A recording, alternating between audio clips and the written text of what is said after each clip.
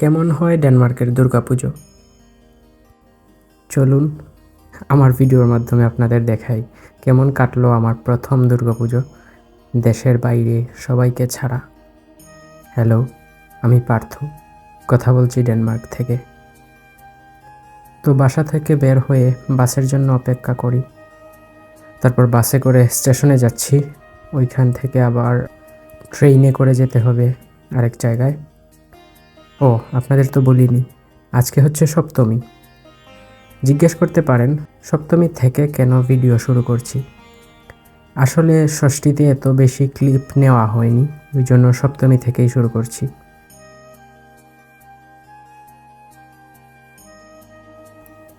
চলুন আগে ষষ্ঠীর কিছু ক্লিপ দেখে নিই, তারপর আমরা সপ্তমীতে আবার ফিরে আসব।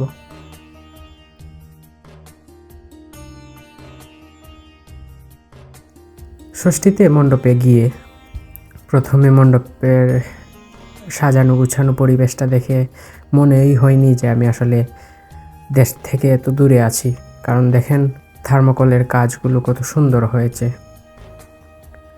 তারপর এইখানে একটা ক্লিপ নিয়ে ভিতরে গেলাম, গিয়ে দেখছি যে কালকের জন্য অর্থাৎ সপ্তমীর জন্য প্রসাদের আয়োজন করা হচ্ছে। আমিও একটু হেল্প করলাম সবজি কাটতে। তার কিছুক্ষণ পরেই সন্ধ্যা আরতি শুরু।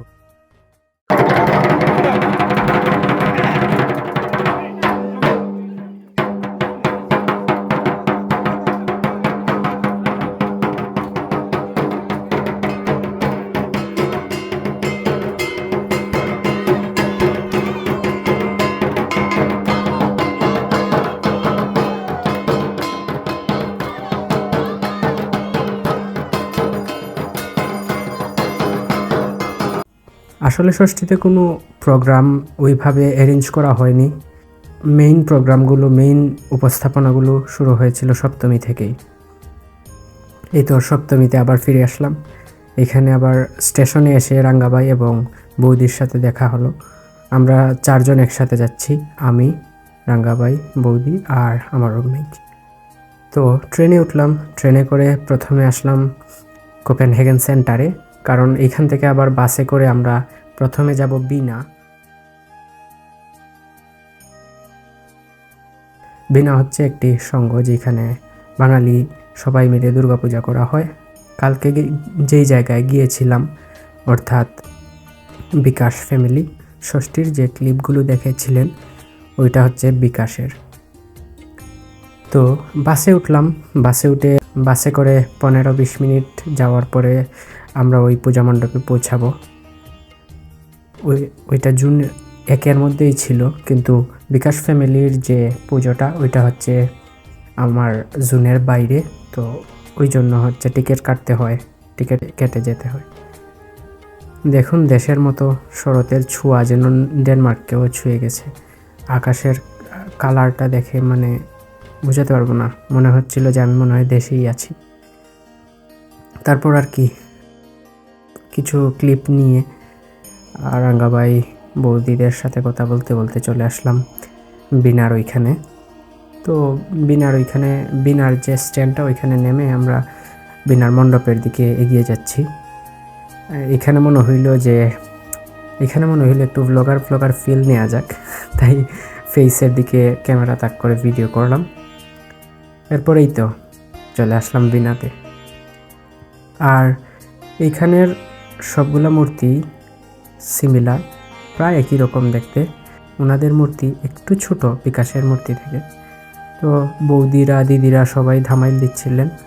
তারপর প্রসাদ খেয়ে এখানে আর একটু রাধাকৃষ্ণ সেজে একটি পরিবেশনা ছিল ওনাদের, ওইটা দেখে আমরা চললাম বিকাশের উদ্দেশ্যে, কারণ ওইদিকে যেতে আবার 40-45 মিনিটের মতো সময় লাগবে।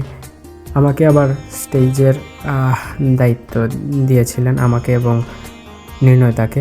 আমরা দুইজন স্টেজ সামলানোর দায়িত্বে ছিলাম, তাই লেট করে গেলে আবার ওইদিকে প্রবলেম হয়ে যাবে।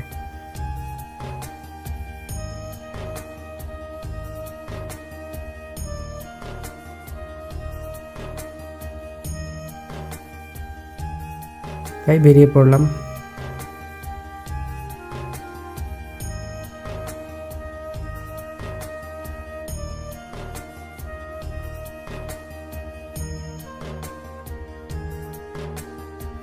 তারপর বাস, ট্রেন, আবার বাস চেঞ্জ করে চলে আসলাম বাগেসবার্গ। জানি না উচ্চারণ ঠিক হচ্ছে কি না। এখানে দুর্গাপুজোগুলো আসলে হয় বড় বড় হল কিংবা বড় আন্ডারগ্রাউন্ড ভাড়া করে, যেমন বিনার ওইটা ছিল একটা বড় হলই, তবে আন্ডারগ্রাউন্ড হল। আর এই যে বিকাশ ফ্যামিলির এইটা হচ্ছে বড় একটা হল বুক করে করা হচ্ছে আর কি দুর্গাপুজো। তো এখানে ডেট অনুযায়ী সব কিছু দেওয়া আছে। ও আরেকটা বিষয়, বিকাশ এবং বিনা এই দুই সংগঠনই কিন্তু দেশের সাথে ডেট মিলিয়ে পূজা উদযাপন করে থাকেন।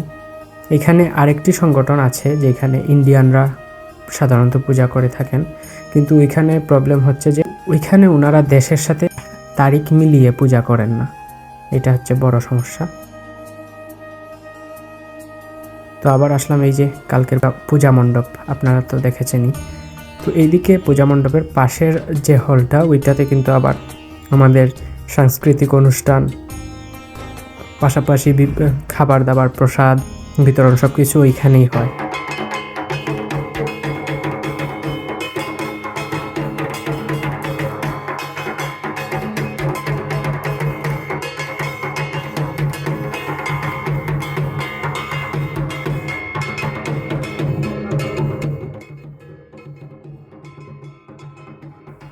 তারপর পরই শুরু হয়ে যায় বাচ্চাদের পারফরমেন্স। সব কথা আসবে। প্রথমে জানা দরকার জল হচ্ছে 2 ভাগ হাইড্রোজেন আর 1 ভাগ অক্সিজেন।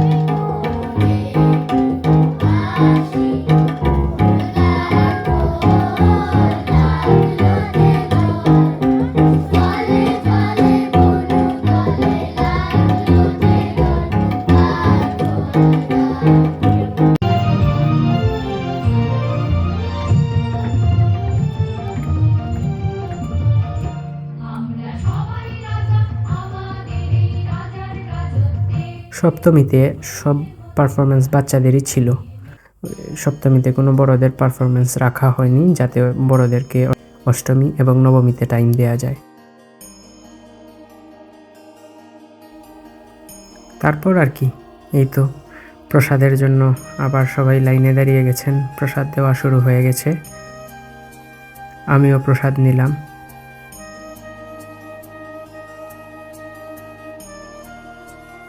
প্রসাদ নিয়ে রাঙ্গাবাই বৌদিদের কাছে গিয়ে সবাই একসাথে বসে প্রসাদ খাওয়া শেষ করলাম। এই যে আমি প্রসাদ খাচ্ছি, আর এইটা হচ্ছে বৌদির থালা, উনি ভিডিও করে দিচ্ছিলেন আর কি আমাকে। আর এই যে রাঙ্গা ভাই আর সন্দীপ ভাই। তার কিছুক্ষণ পরে দাদা বৌদি সবাই মিলে সবার সাথে আনন্দ ভাগাভাগি করে নিচ্ছিলেন।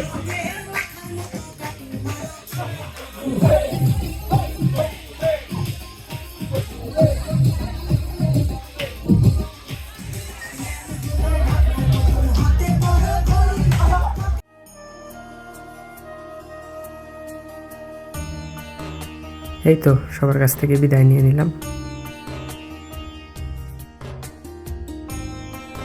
তারপর বাস আর ট্রেনে করে বাসায় চলে যাব। দেখা হচ্ছে পরের পার্টে, অষ্টমী, নবমী এবং দশমীতে। Thank you for watching. Tata.